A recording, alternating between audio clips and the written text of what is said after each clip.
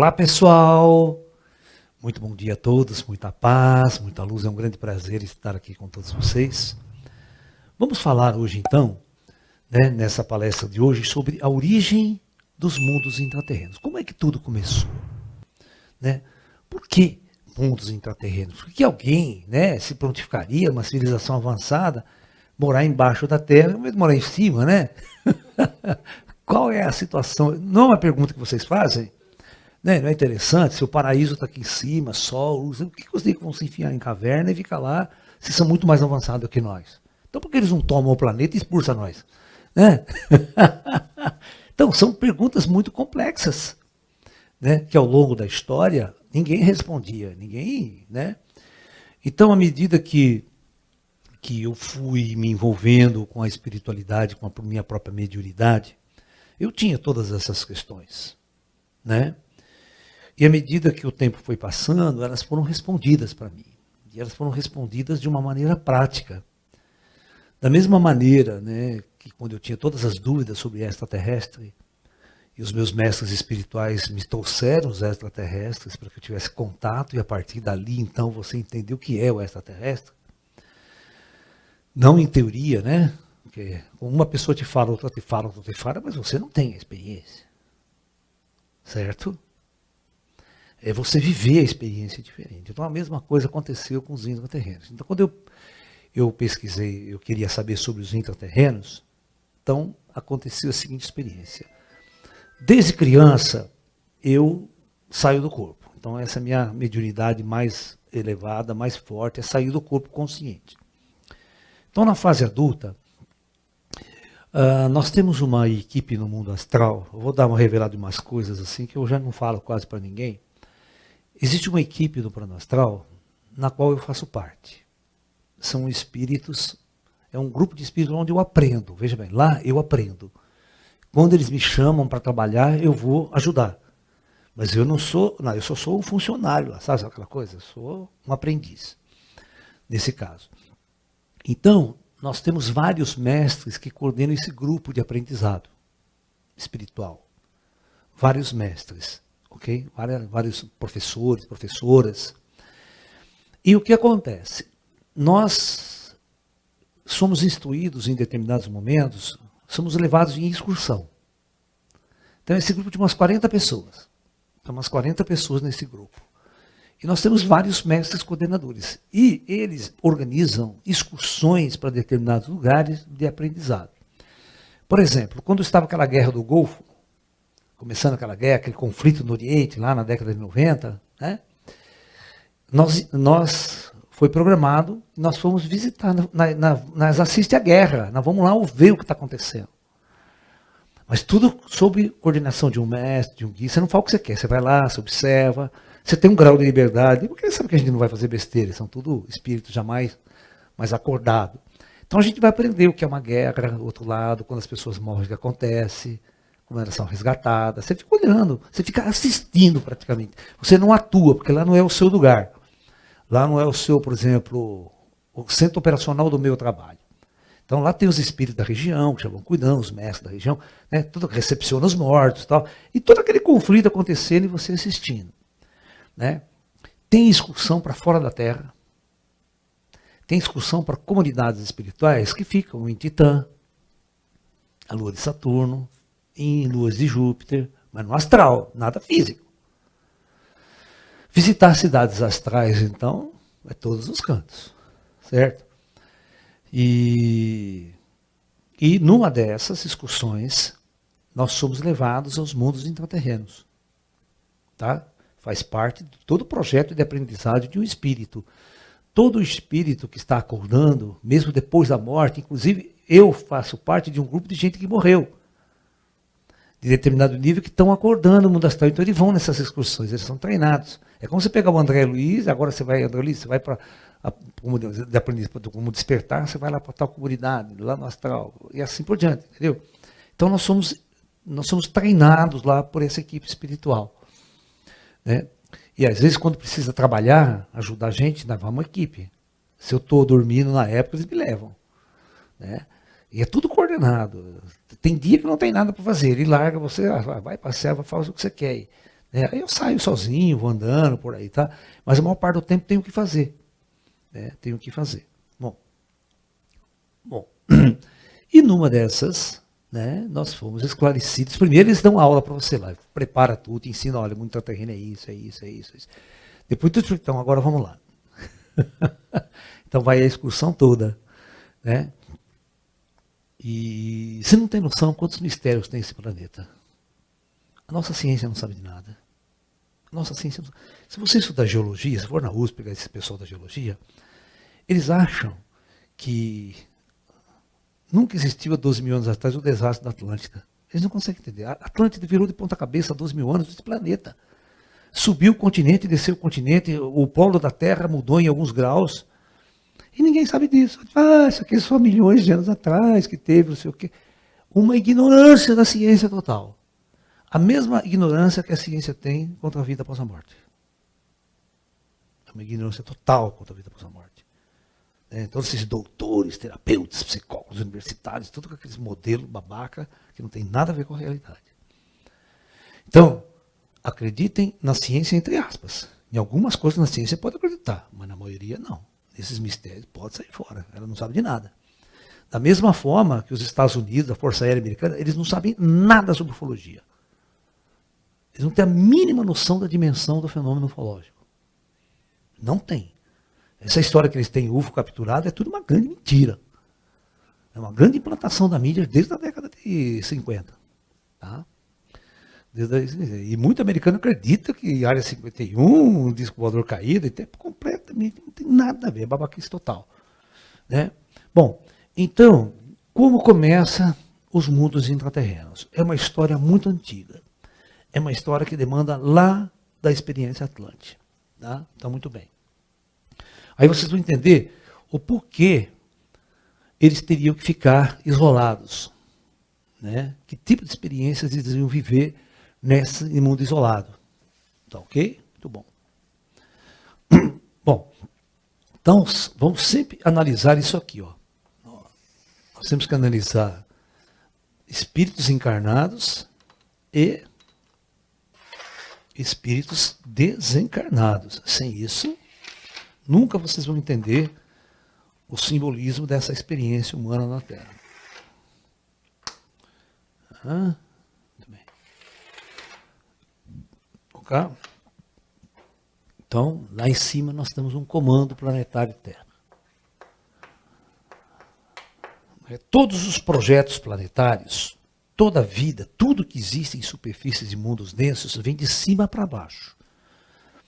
Qual é o erro da nossa ciência? Achar que tudo vai de baixo para cima. Você está me entendendo? Como tudo nasceu de micro-organismo, nasceu de bactéria, foi evoluindo, espírito não existe. Existe só uma biologia, um corpo biológico funcionando. É claro que isso está errado. Esse é o atraso da ciência. A ciência está assim hoje, ela tem que virar.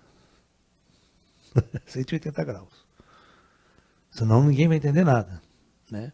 Então, tudo começa de cima para baixo. Então aqui nós temos uma ciência, uma tecnologia inimaginável por vocês.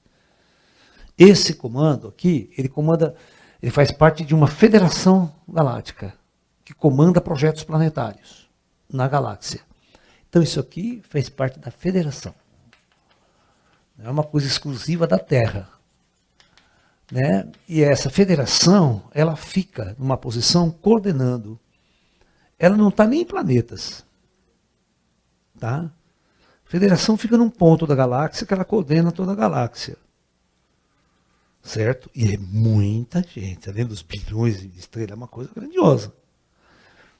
Bom, então essa federação, eu vou chamar de F, ela coordena bilhões de projetos planetários. Você vê aqui projetos planetários. E muitos, hein? Não é meia dúzia, não. É bilhões. Então, tudo o que acontece na superfície de um planeta é projetado pela Federação. A Federação prepara mundos em todos os níveis, prepara plano físico, implantando estruturas biológicas, autorreplicantes e implanta todas as formas de vida nos planos astrais também. Prepara os planos astrais, as dimensões astrais, e prepara o plano físico. Isso se chama engenharia sideral. Tá? Todo um ecossistema tem que ser montado antes de qualquer alma descer. Todo um projeto organizado. A alma é a última que desce. Tá? Inclusive, esses corpos biológicos que nós usamos são engenharia avançada da Federação. São corpos biológicos autorreplicantes, sem alma, eles não têm alma. Tá? Eles têm uma inteligência artificial acoplada a eles, que fazem com que eles se autorreproduzam e que comam. Então, o instinto de comer, o instinto de se reproduzir, viu, Geisa? Nada tem a ver com o espírito, é uma programação do Android. Ele vive, esse aí vive. Dá para você fazer ele viver sem alma. Quando a gente fica, muita gente fica em coma, sabe, né? O espírito vai embora, mas o corpo está funcionando ali, entendeu? Mas o lance é o seguinte, é um ajuste que você faz no sistema. Hoje, por exemplo, no nível que está, não, se a alma sair, o corpo desliga.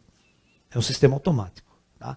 Mas os primeiros humanos aqui na Terra, você tem que deixar ele se autorreplicar, deixar 100, 200, 300, aí você começa a trazer as almas.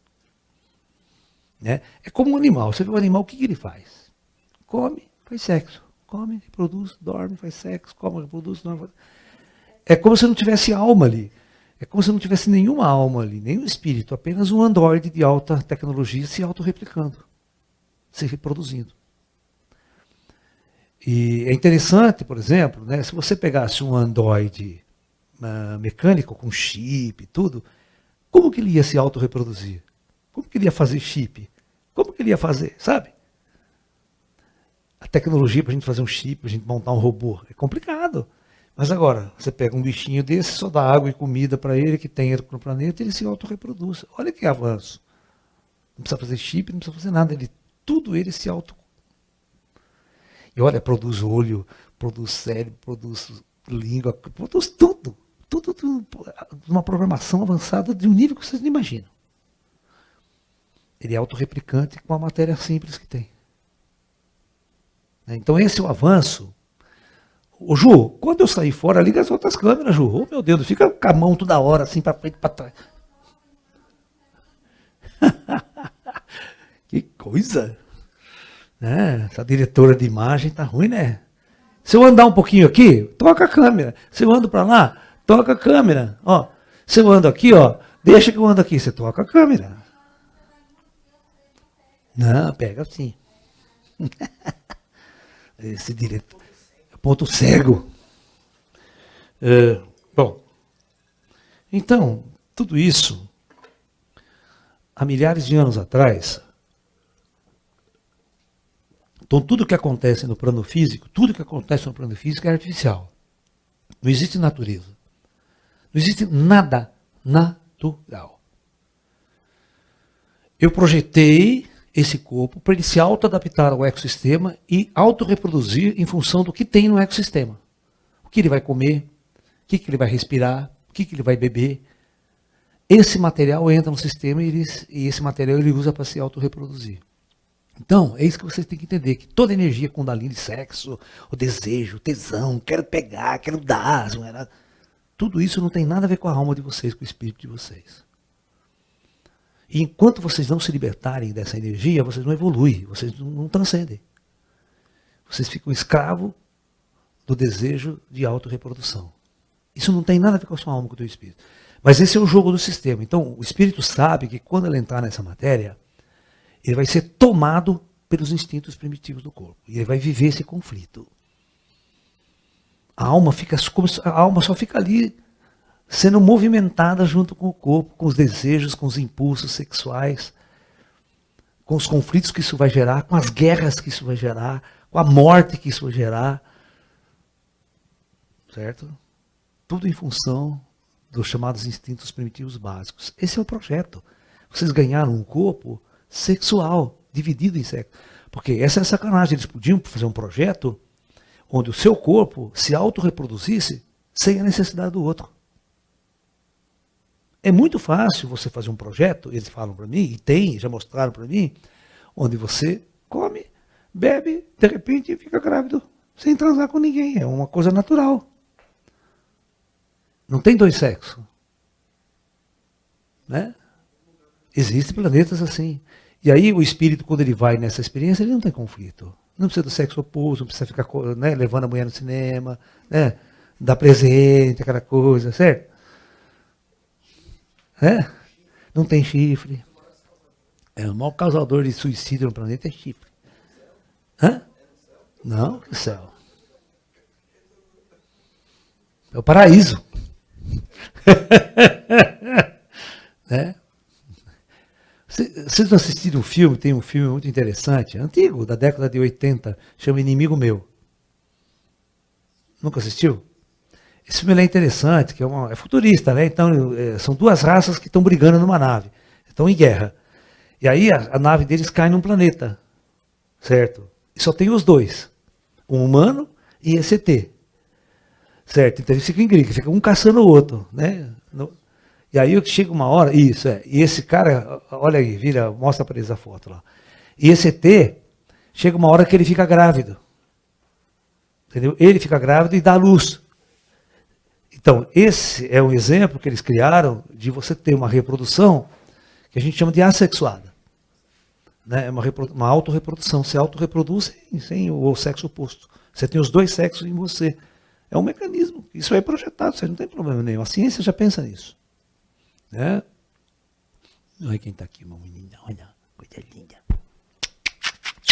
Olha, filho. Olha que bonito.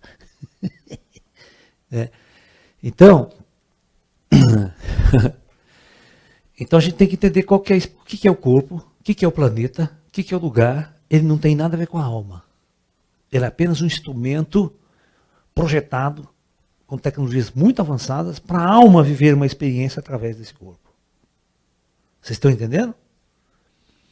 É tão isso que ele tem um tempo médio de duração no projeto Terra. Ninguém passa de 100 anos. É muito difícil. Entendeu? Então, é exatamente para a gente se libertar dessa condição, dessa escravidão do corpo, né, desse estágio primitivo no qual nós experimentamos umas sensações no corpo. Né? Portanto, use e abuse do corpo, gaste é suficiente. Né? Depois. Bom, então, vamos lá. Então, a Terra é um planeta, o projeto Terra é um planeta, onde chegam e partem almas.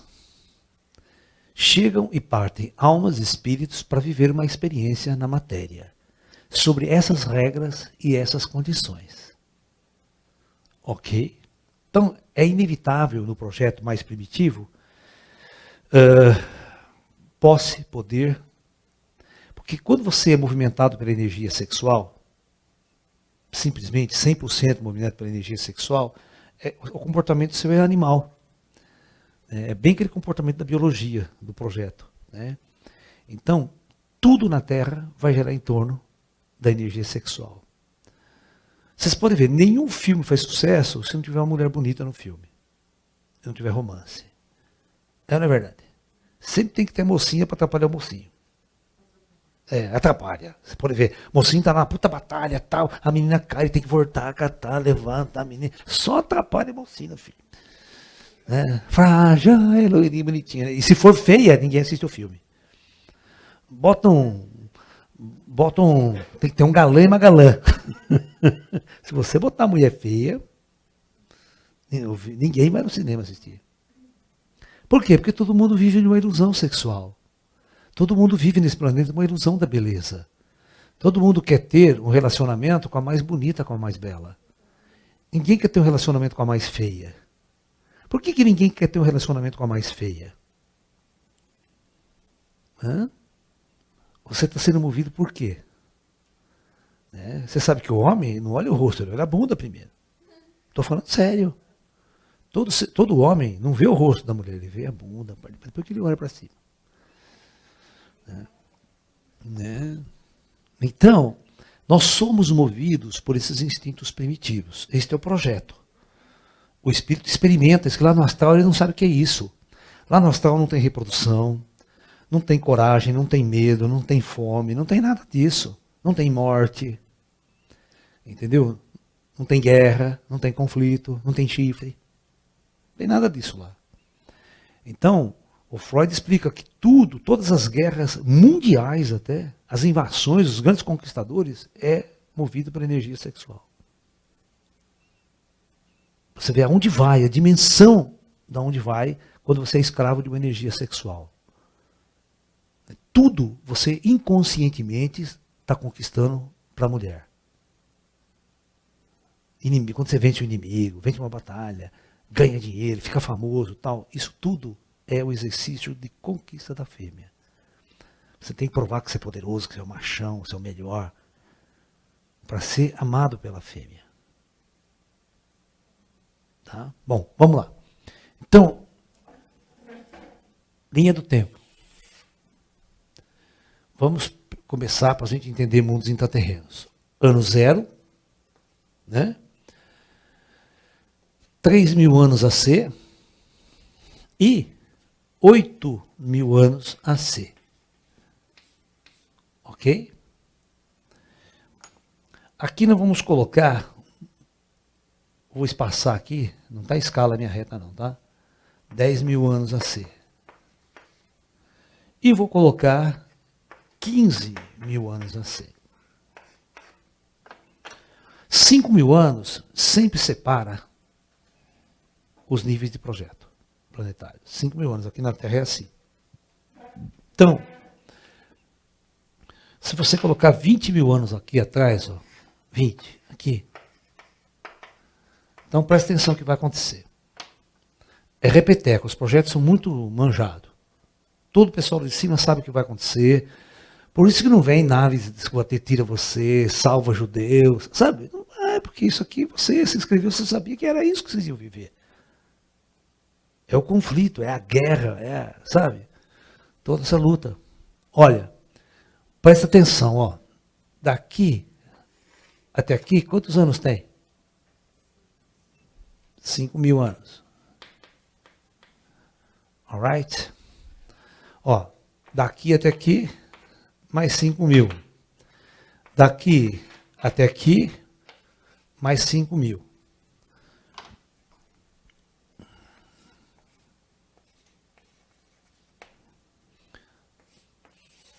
Daqui até aqui, mais 5.000. Presta atenção nesses números, esses números é importante. Ó, daqui até aqui, idade da pedra. 5.000 anos de idade da pedra. As pessoas não sabiam ler, escrever, não tinham inteligência. Os espíritos que estavam encarnados aqui eram espíritos muito primitivos. Sabe? Nem, às vezes no começo que deu fogo, sabia, existia. Muito mais manipular material para fazer as coisas. Então, todo mundo sabe que 3.000 anos antes de Cristo é o que inicia a nossa civilização. Começa a civilização suméria, Babilônia, saindo das cavernas, começando a construir cidades, forma de escrita, construção. Aí vem todo o Império Hindu, todo o Império Chinês em 2.500 AC. O Egito é por volta de 2.000 anos antes de Cristo. E assim por diante. Certo? Depois de ter uma puta idade das trevas fodida aqui. O muito engraçado é que nós tivemos nesse ponto períodos de muita evolução. Grécia, né? Tal, e aqui dá 2.000 anos de treva. É um negócio assim, como se voltasse na Idade Média, na Idade da Pedra. Para depois, nos últimos 500 anos, começar a Revolução Científica, a Revolução do Conhecimento.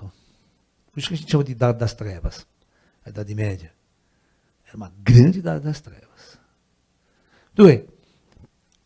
Então, nós temos aqui, ó, presta bem atenção. Aqui, para cá, o Projeto Atlante.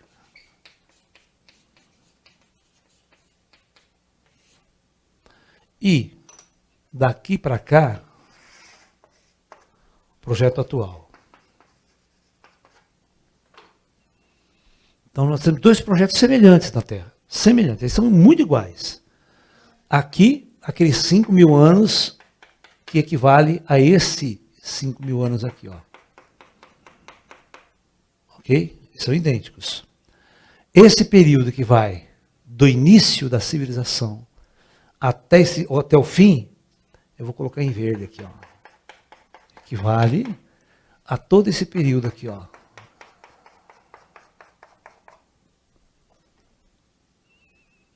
É o repeteco. É o mesmo projeto instalado para viver o mesmo tipo de experiência.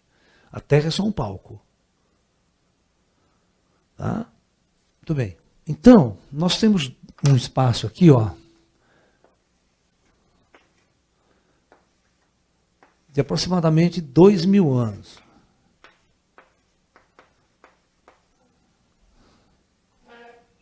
Tá ok? É o que vai acontecer daqui para frente. Um espaço de uns 2.000 anos. Em que vai acontecer esses pontos aqui, chamado pontos de ruptura. Esse aqui é um ponto de ruptura. E nós estamos aproximando do nosso ponto de ruptura, que está por aqui também. Está por aqui, ó. Ok? Então, muito bem. Nós começamos com um projeto. Primeiro, a implantação de autóctones. Corpos, pouca espiritualidade, idade da pedra, espíritos muito primitivos, vivendo nessa fase. Quando chega neste ponto aqui, os caras começam a trazer uma leva de espíritos avançados, totalmente diferentes do projeto. Esses espíritos vai tirar essa humanidade das trevas, da primitividade. Então, aqui vai acontecer a mesma coisa que aconteceu aqui. Há uma chegada nova de espíritos aqui. Esses espíritos, então, muito mais inteligentes, muito mais avançados, eles vão fazer uma grande mudança na estrutura, na superfície do planeta. São mais inteligentes, mais altivos, descobrem as coisas materiais, sabem utilizar metal, começam a utilizar metal. Entendeu? Muito bem. Então, o que acontece aqui, nesse período aqui? Vamos ver se vocês lembram. O que aconteceu na Terra? Tudo que vocês sabem, guerra, só guerra, Alexandre o Grande, egípcio. Pega a Bíblia é uma história de guerra. Do início ao fim, a Bíblia não passa de um relato de guerras entre Israel e todos os seus vizinhos. Quais eram os grandes inimigos de Israel na antiguidade? Quem?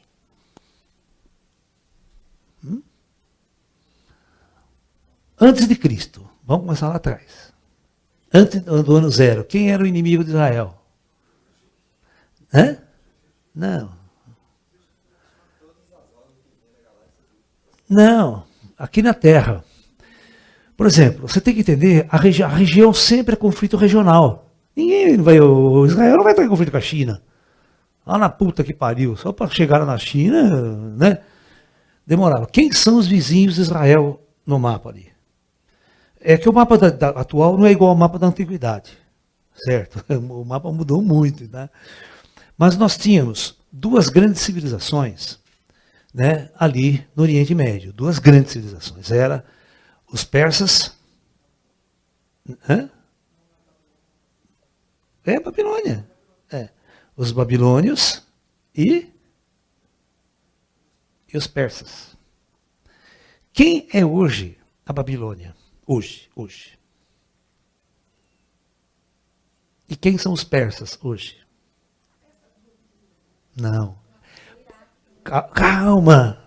Esse povo tá ruim de história, não? Cala, ele não estuda a Bíblia, nada, não. Ele quer evoluir, quer se iluminar. Né? Gente, os persas é o Irã. E a Babilônia é o Iraque. Tá? Vocês assistiram Gene Gene? Eu nunca vi que ela era Babilônia. Ela ia na Pérsia, mas ela era da Babilônia. A Gene Gene. Né? Então, Os persas sempre brigavam com os babilônios, que são fronteira entre o Tigre e o Eufrates, ali, que é uma região muito fértil naquela região. Você tem 2 rios ali que deixam aquela região extremamente fértil. Né? E todo mundo sabe, ninguém vai montar uma cidade onde não tem onde plantar, onde não tem água. Certo? É estratégico. Né? Eu vou procurar uma terra fértil para construir uma cidade em volta. Então, ali era muito disputado economicamente. Certo? E Israel faz fronteira com quem? Não faz fronteira com o Iraque. Tem um país no meio hoje em dia ali. Né? A Jordânia e tal. Bom, então, você tem que pegar o mapa de Israel, que fica no Mar Morto ali, né? No Mar Mediterrâneo, quer dizer, né? Ali, que fica bem aquela terrinha. Então você vai ver que ele sempre entrava em conflito com os persas ou o Babilônio. Persa ou Babilônia, um dos dois. Né? Você vai ver que chega uma época que tem uma guerra lá, a primeira guerra de Herói, quando o rei Salomão constrói o primeiro templo. Templo vagabundo, para botar arca, é pequenininho. Aí, ele tem um conflito e os persas detonam Israel. Certo? Inclusive, o nosso amigo Elias, ele vai ser levado para onde? Toda a epopeia de Elias não é Israel, ele vai ser levado como prisioneiro nos cativeiros lá do... Não é verdade?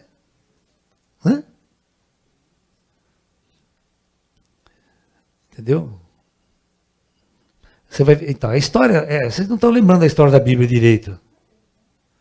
Né?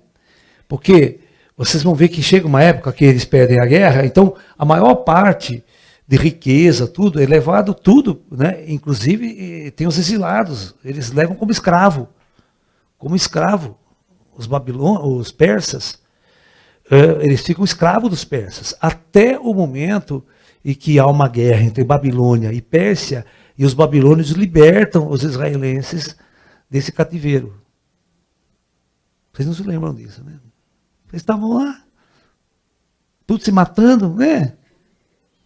Cortando a cabeça dos outros, em nome de Deus. Né? Naquela época não tinha um Alá ainda. Sempre fomos. Desde quando não fomos aqui, né? Entendeu? Então, todas as épocas eram conflitos. Conflito, guerra, conflito, guerra, conflito. A Bíblia sempre, tudo acontece no meio de guerra. Aí, o que acontece um pouco antes de Cristo, né? Um pouco antes, você tem a ascensão do Império Romano. Que na antiguidade se torna um dos maiores impérios, né? E ele toma conta de tudo. Ele toma o Egito, ele toma Israel, toma toda aquela cidade que teve ali, o Império Romano mandava. Certo? É guerra em cima de guerra, guerra em cima de guerra. Tem um seriado que eu estou assistindo, chama Spartacus, na Netflix, já viu? Tem umas 4 temporadas, Spartacus. As 4 temporadas? Puta que... Aí você vai ver que merda que era o Império Romano, né? Você se lembra? Como que era a sociedade, né? Sexo à vontade, as escravas, a mulher, né? Todo mundo pelado nas festas, putaria do cacete. Normal, normal. E morte, matar os outros era uma coisa... Festival lá nas arenas. Sangue, todo mundo queria ver sangue. Esporte, Hoje é a mesma coisa. MMA, porrada na orelha dele, é a mesma coisa, não mudou nada. Todo mundo quer ver sangue, quer ver nocaute.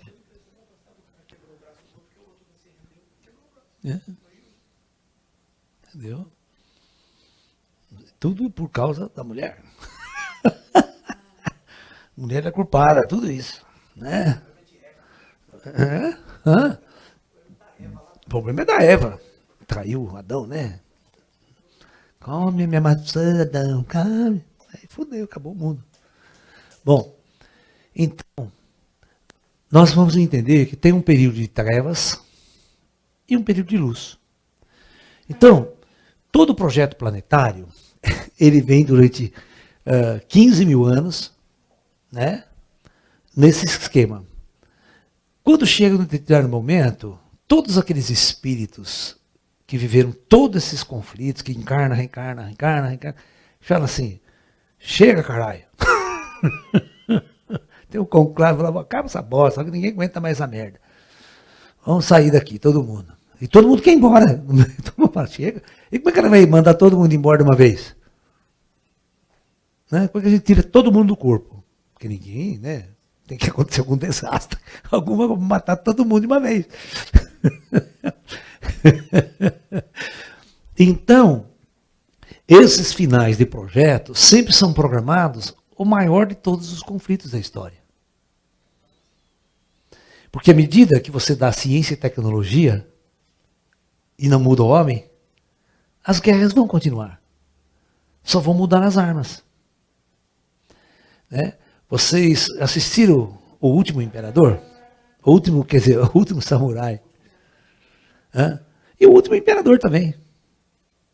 O Último Imperador da China é a mesma coisa. Né? Porque muda o regime, né? O regime moderno. Então, o Último Samurai ele é muito legal, para vocês entenderem. Durante toda a história, o guerreiro com espada, o guerreiro pessoal, ele era extremamente importante na sociedade. É ele que era o poder na sociedade. Mas a partir que você deu para esse poder, isso durante milhares de anos, que você deu ciência e tecnologia, esse reinado acabou. Certo? A hora que você pega um revólver, uma arma de fogo, dá na mão de um baianinho, de um bosta, de um merda, de um moleque, ele pega esse samurai com 30, 50 anos de treino, dá um tiro na bunda dele e acabou. Certo? Acaba. Todo o treinamento do guerreiro. Mete uma bomba. O guerreiro está lá com a espada, cai uma bomba. Pum, pedaço, aí meu pedaço. Vocês estão entendendo como é que a coisa vai mudando quando chega no fim de projetos planetários, você oferece a ciência? É só você pensar que ontem nós, 6 de agosto, teve uma lembrança muito trágica para o Japão. Vocês se lembram? O que aconteceu em 6 de agosto, que ontem se comemorou?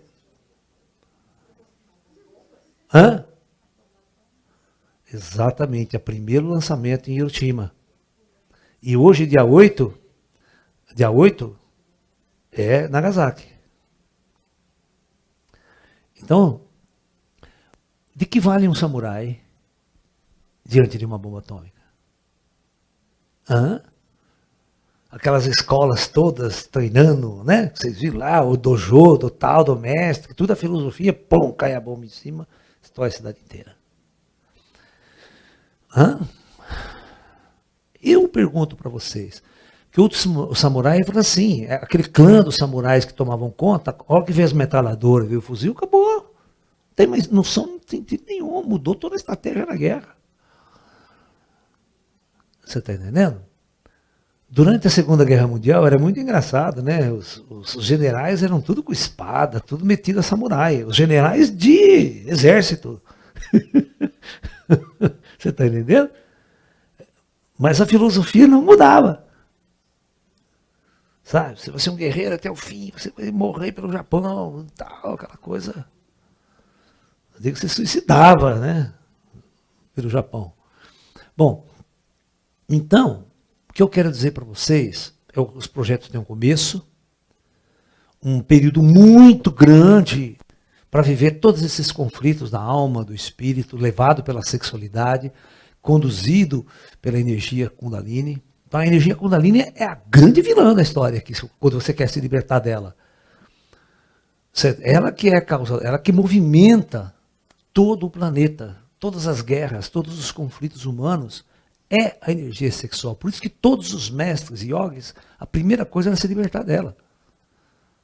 Sendo celibatário, seria se libertar. Porque ela é que nos conduzia para, entre aspas, o mal. Né? Entendeu? Nos prendia a esse estágio primitivo. Né? De coisa. E você não conseguia transcender, porque você ficava naquela looping de satisfazer a sua energia sexual, de satisfazer a sua energia sexual. Então o espírito não tinha controle dessa energia, ele era conduzido e levado para o desejo. O espírito só experimentava aquela sensação. E quando todo mundo, é aquela vez que eu falo, né? Você tem uma mulher bonita e todos começam a disputar ela. certo? Todos começam a disputar. E aí a briga, e a guerra, aí o conflito. Tá? Vem da disputa.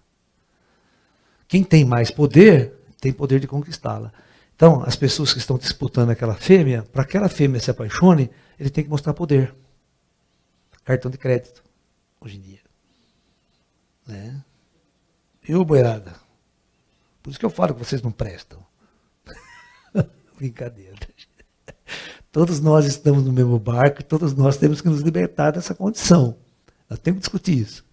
Então, para vocês entenderem o que é a era da luz, eu estou falando toda essa discussão da sexualidade, porque vocês vão entender o que é a era da luz. A era da luz é a libertação dessa condição. Ninguém vai para a luz carregando sexo. Vocês estão entendendo o que eu estou dizendo? É impossível. Não tem como. São duas coisas antagônicas. Nós temos que nos libertar dessa condição sexual. Bom, então vamos lá. Quando nós chegamos aqui, o conflito sexual se chega ao máximo. E vem, como tudo desde o início foi conflito sexual, desde quando estava a tribo primitiva lá, né, caçando para mostrar quem é o melhor caçador, o melhor guerreiro para conquistar a fêmea. Aqui nós temos o auge de tudo isso, que é a destruição planetária. É bombas atômicas, guerra nuclear, conflito, certo? Então aqui aconteceu o grande conflito atlântico. O grande conflito atlântico ele teve dois estágios. Primeiro estágio, guerra total. A guerra total perdeu o controle. As armas utilizadas eram armas nucleares e a Brahmastra. A Brahmastra que é uma arma chamada de raios. É a arma Tesla. É a arma Tesla. Certo? É uma arma escalar. Eu vou até achar aqui chamada arma escalar. Que era o top da coisa. Né? Então, isso levou a Atlântida a um nível de destruição que vocês não imaginam. Idêntico se a gente entrar num conflito nuclear hoje. E a gente soltar tudo que a gente tem, um em cima do outro. Destrói a Europa, destrói a China, destrói o Oriente Médio, destrói o hemisfério norte e praticamente vai para a cucuia. Bom, segundo, após todo esse conflito gerado por essa guerra nuclear, acontece um segundo fenômeno de autodestruição. O planeta, o núcleo do planeta, ele se vinga dessa situação, porque esses caras disparam uma coisa para renovar o planeta. Despoluir o planeta. Então, aí vai acontecer uma catástrofe geológica sem precedente. Geológica. Então, nenhum arqueólogo, nenhum cientista dessa coisa vai entender um relato que tem no meu livro do Projeto Terra, Maia. Existia os continentes, a estrutura dos continentes era muito diferente do que é agora. Muito diferente. Vocês não reconheceriam o planeta se eu tirasse uma foto deles. Antes do dilúvio. Tudo isso aqui chama pré-diluviano. A catástrofe geológica é o dilúvio. Então existe antediluviano e pós-diluviano. O núcleo da Terra vai sofrer um abalo e em poucos dias o continente inteiro vai para o fundo do mar. Tem um relato maia. Os maias são tão precisos em calendário que ele dá o dia, o mês e o ano que um continente inteiro no Pacífico, que hoje só tem umas ilhazinhas lá, foi para o fundo do oceano, matando 64 milhões de habitantes. Como é que a nossa ciência pode entender um relato desse, se eles falam que aqui tinha só 4 milhões de habitantes? Como é que pode, aqui atrás, morrer 64 milhões de habitantes? Num único dia. Isso foi o continente de Mu. O continente de Mu começou a sofrer abalo. Quando o continente de Mu afundou, a Atlântida afunda, matando milhões. A Europa praticamente não existia daquele jeito, né? A África levantou, não tinha o deserto Saara. A África levantou muitos lugares. O Egito não existia, tá? E os polos sofreram alterações de alguns graus. O polo da Terra era aqui. Ele foi deslocado de alguns graus. O polo mesmo. Né? Não é inversão polar magnética, não é isso aí. É deslocamento polar. Teve um pouco. E outra, existia um continente, né, colado com a Austrália. Ele era muito grande, que a gente chamava de continente da Lemúria. Ele rompeu e desceu. Ele era tropical. E ele desceu e formou a Antártida. Houve um deslocamento das placas tectônicas gigantesco. E isso aconteceu em uma semana apenas. Cientistas falam que para haver um deslocamento demora milhões de anos. Não, isso aconteceu em uma semana. Virou de ponta cabeça o planeta. O planeta era irreconhecível. Então isso já matou milhões. Bilhões de pessoas. A guerra já matou bilhões. E essa catástrofe geológica terminou de acabar com o resto. Só sobreviveu quem estava na Arca do Noé. Não é um barquinho de madeira, não. É que não. Não. Ah, você não podia levar a casal de cupim na arca. É. Então, o mundo inteiro é como hoje. Existia uma globalização no final do ciclo. Todo mundo era povoado, comunicação, tá? E conflito entre países, Rússia, Estados Unidos, ideologia. Sabe, hoje nós estamos no mesmo conflito, mas não mudou nada. Bom, então, quando a Atlântida afundou, os cientistas previram a guerra e previram que havia uma grande catástrofe. Então, o que os atlantes fizeram? Muitos, vamos por os místicos, esotéricos, eles construíram bases de preservação em locais seguros. Bases de preservação. Porque eles sabiam que a Atlântida ia para o cacau. Bom, tinham contato com os espíritos, contato com os ETs, mediam, como nós temos hoje aqui, né? Tivemos todo o anúncio de um apocalipse. Quanto tempo nós não vemos assombrado pelo apocalipse, não é verdade? Desde a época da Bíblia. Né? Então, lá também era igual. Existiam esses profetas, esses místicos. Nós tivemos 2 avatares antes da guerra. Um chamava Antúlio e o outro chamava Anfion. Em Atlântida. Tá? Muito bem. Aí, eles levaram para essas bases de preservação toda a tecnologia Atlante da época, matriz biológica da maior parte dos animais e das plantas, para após a catástrofe eles repovoarem o planeta. Isso é a Arca de Noé. Não é uma arca de madeira lá que vai flutuar e encher de casal de bicho. A bosta toda, aquela merda toda.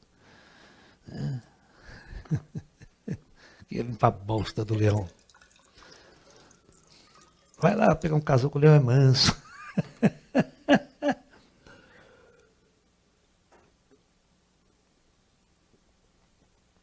Então, a Atlântida afundou totalmente.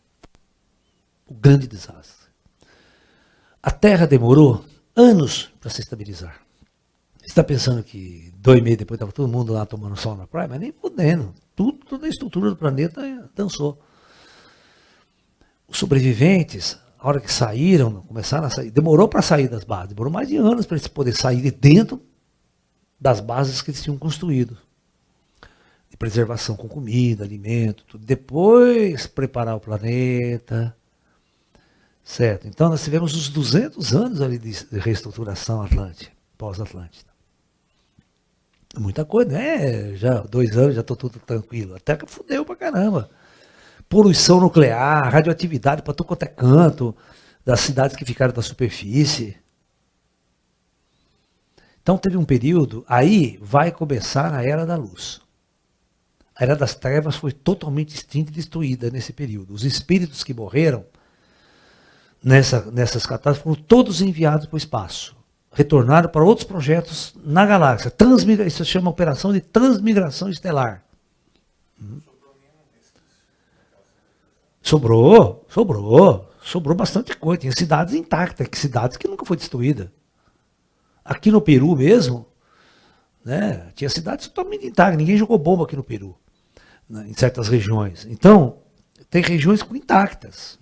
Por isso que eles construíram base de preservação em locais que eles tinham certeza que ia ficar intacto mesmo com a catástrofe geológica. Bom, aí, nesse período, a Atlântida começou a se recuperar. Aí, por ordem superior do projeto Terra, o que acontece? Nenhum espírito kármico vai reencarnar. Ou seja, gente ruim, gente feia, tudo pro chupão. Então, o que acontece? O planeta vai inaugurar uma nova era, chamada Era da Luz. Porque os projetos alternos, teve um apocalipse, o planeta foi se reestruturando, muito pouca gente. Os sobreviventes começaram a entrar em contato com os ETs, a entrar em contato com os espíritos. E, a partir daí, luz total. Ok. Por exemplo, 300 anos depois, não existiam mais crianças na Terra. Acabou a era do fuki-fuki. Acabou a era de ser dominado pelo sexo, porque os espíritos que viriam então, eles não podiam viver os mesmos estímulos de antes, né? Eles iam fazer a mesma coisa. Então, a primeira coisa que é totalmente eliminada da superfície terrestre é um corpo sem instinto sexual.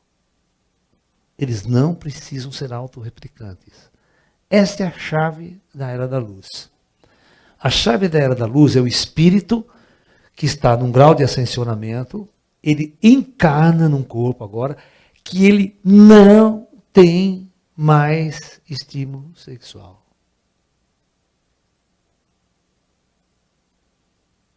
Entendeu?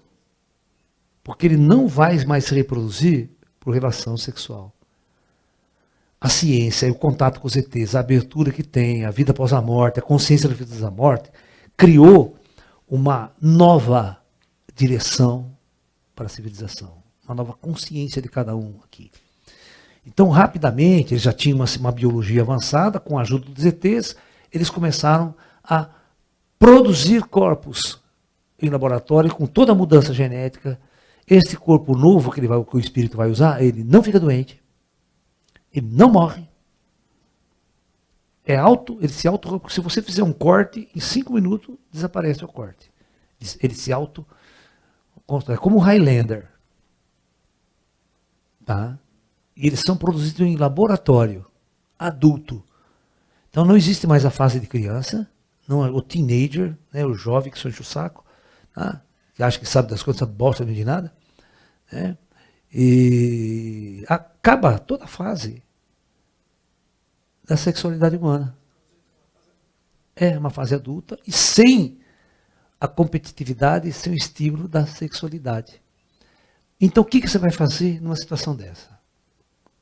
Não tem mais guerra, não tem mais luta pelo poder, não tem político querendo poder para conquistar a fêmea. Não tem futebol, porque tudo é competição. Né? Os caras só querem ser jogador de futebol porque dá status e dá dinheiro para conquistar a fêmea. Tudo é competitivo nessa sociedade. E não vão tirar tudo isso. O que você vai fazer, minha filha? Presta atenção no que o tio Lala vai falar. Não vai pegar mais ninguém. Né? Perereca, teia de aranha. Vai criar teia de aranha. Vai servir mais para nada. Só para xixi, né? Cocô, xixi, aquela merda toda. Terceiro, não fica mais doente. Então você não tem mais um corpo kármico. Eu pergunto, o que você vai fazer da vida? Num lugar assim? Então, né? E por que vocês não buscam autoconhecimento agora? Por isso que a gente está aqui, né? Isso aí, tá certo. Então vocês estão entendendo que isso é era da luz. Era da luz é você libertar do corpo kármico, do corpo sexual, e poder libertar-se das doenças. Você não fica mais acuado com a doença e com a morte. Porque quando alguém te condena, qual que é o maior castigo? A pena de morte. Então, todo guerreiro quer matar o outro. Para ele se tornar o líder. Todas as guerras, você tinha que matar todo mundo, lembra? Para você ficar no poder, você tem que matar todos os inimigos. É um conflito total. Acabamos com o conflito. Não tem mais guerra, não tem a necessidade de guerrear. Nós vamos ter uma tecnologia tão avançada que a gente não vai ser escravo, por exemplo, do trabalho. Produzir alimento. Nós não vamos ser escravo. Eu não quero ficar mais rico. Eu só quero comer, beber, dormir e curtir a vida. Isso era da luz. Era da luz é onde você vai curtir a vida, curtir e procurar aprender tudo que você não aprendeu antes na matéria. Porque o sexo dominava você. Muito bem. Então aí é a era da luz. Então, rapidamente, com o contato aberto com as estrelas e o contato aberto com os mortos, inaugura-se a era da luz.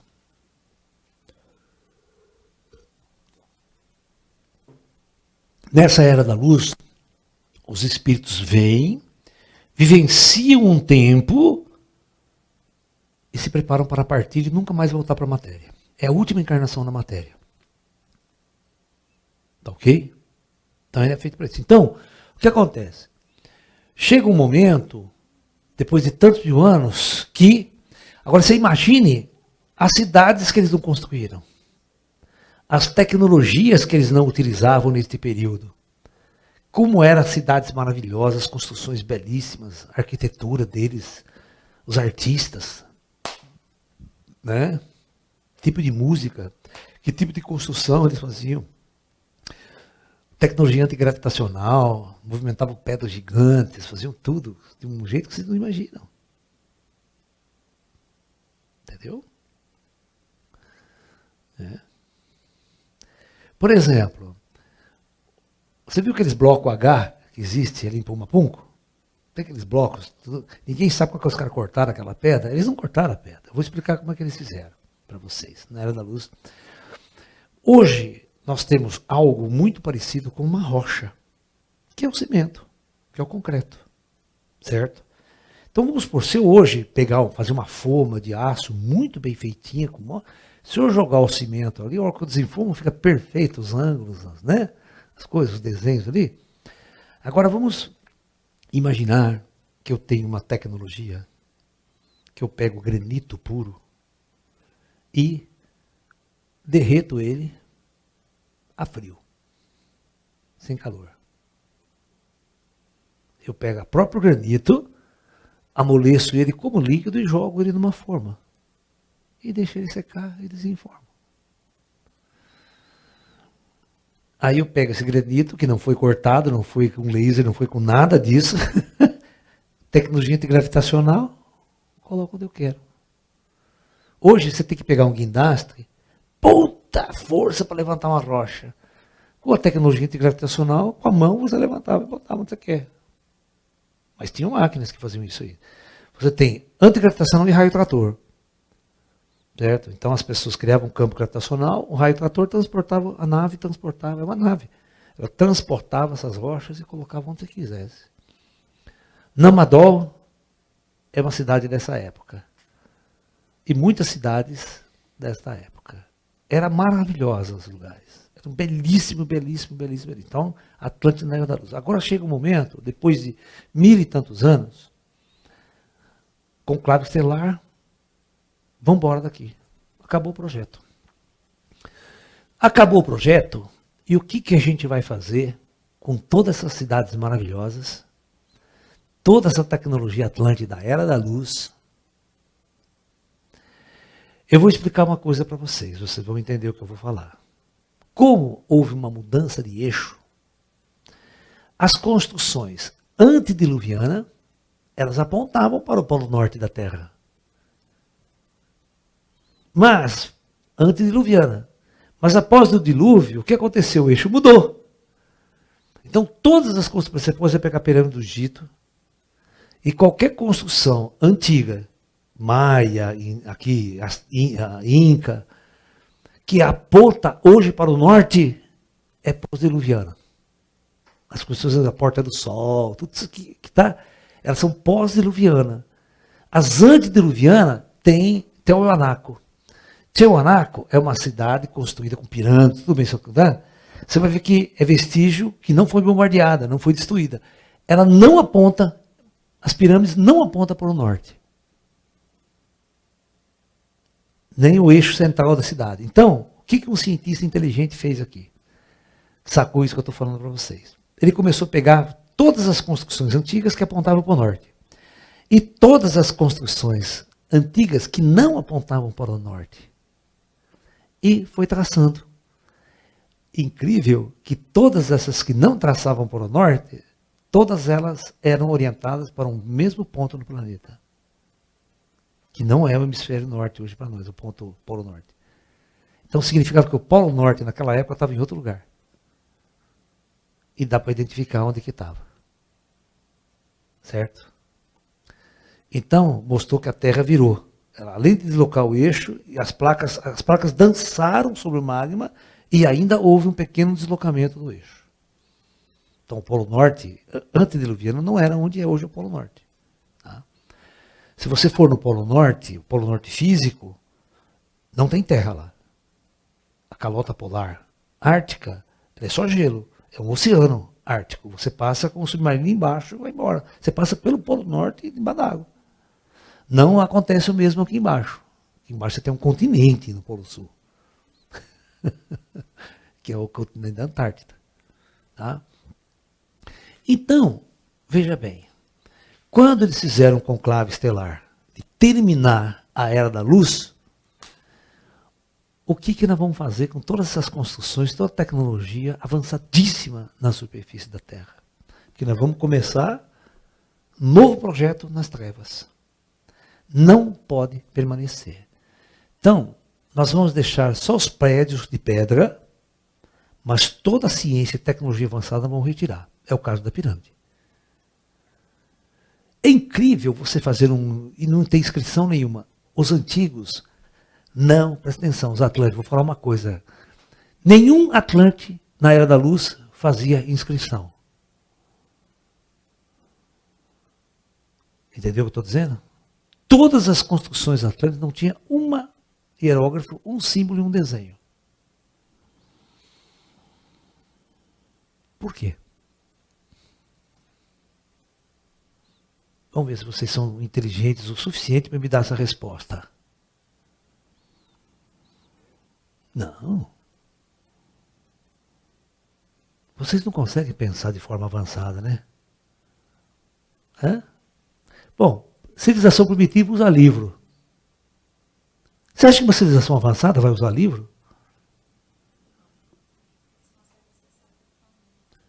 Outra coisa, escrita é a forma mais primitiva de uma raça. Eu estou falando na Era da Luz, estou falando na Era do Despertar. Não tem mais escrita, escrita é primitivo. Ninguém vai mais se comunicar através de escrita, através de símbolo. É outro nível, é. Então, todas as construções pós-Atlântida, pós-dilúvio, não vai ter nenhuma inscrição. Nenhum texto. Se você pegar a pirâmide do Egito, pode fuçar ela, não tem uma inscrição dentro da pirâmide. Aí um filho da puta falsificou. Um arqueólogo do século XVII, ele falsificou. Na Câmara do Rei, ele desenhou um coisa, pode dizer que era a pirâmide era do Khufu, era do Quéops, do reino do Quéops. Não é, não tem nada a ver, ele falsificou. Porque eles não conseguiam datar. Né? A datação da pirâmide dá mais de 10 mil anos. Entendeu? E a construção de coisas também, Tiahuanaco, ela tem mais de 10 mil anos. É antediluviana. Tiahuanaco. Você tem que entender o seguinte, os caras pegaram o Tiahuanaco aqui, eles descobriram embaixo de uma pirâmide mercúrio líquido. Mercúrio líquido. Você sabe quando que nós conseguimos produzir mercúrio líquido? Não faz 50 anos. É coisa de 1940 que a gente conseguiu sintetizar mercúrio líquido. Antes ninguém sabia fazer mercúrio. Como é que tinha mercúrio líquido embaixo da pirâmide dos caras lá? Quem fez aquela merda?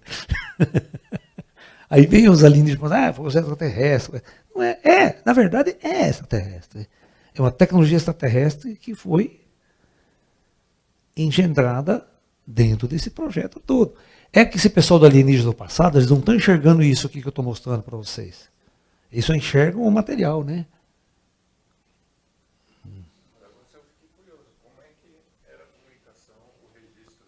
Não tem registro? Hã? Então, você já pensou em inteligência artificial avançada?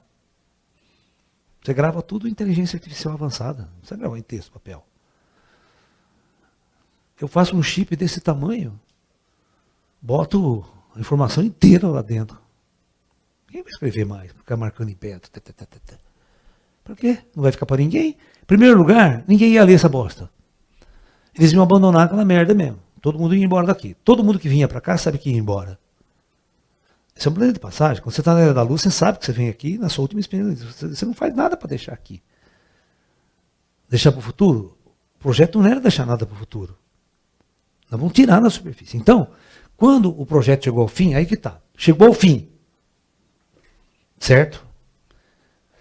O que nós vamos fazer com as cidades todas, com toda a tecnologia que já estava na superfície? Os antigos que vinham aqui não iam saber lidar com isso. Então, vão limpar a terra. Todas essas cidades tiveram que ser destruídas. Pumapunco, por exemplo, os próprios destruíram ela, como se fosse uma bomba, sabe? Só que não tem radiação ali, é uma outra tecnologia.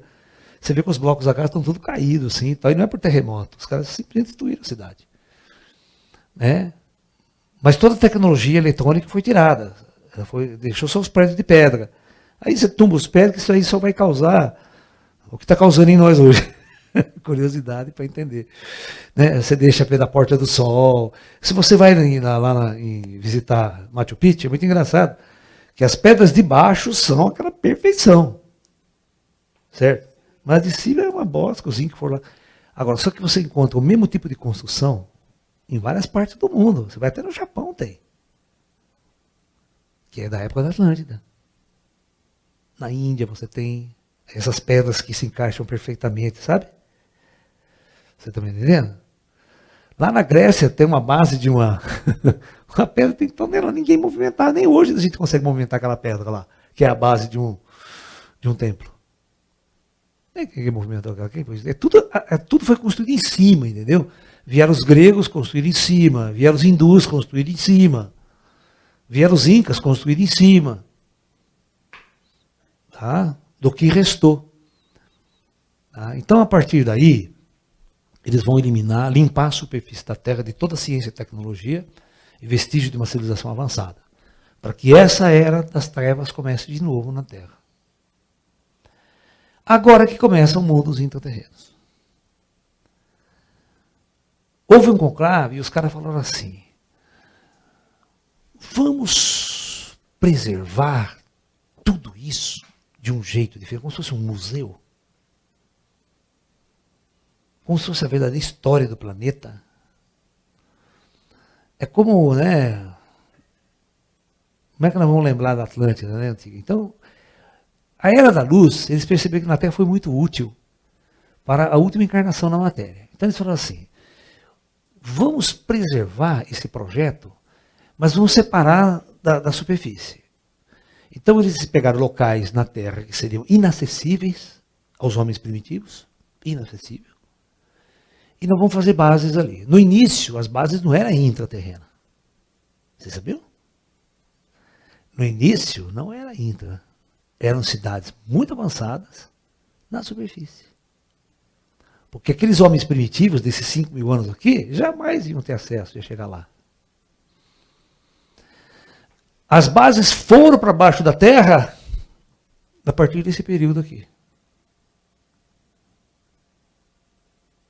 Ok?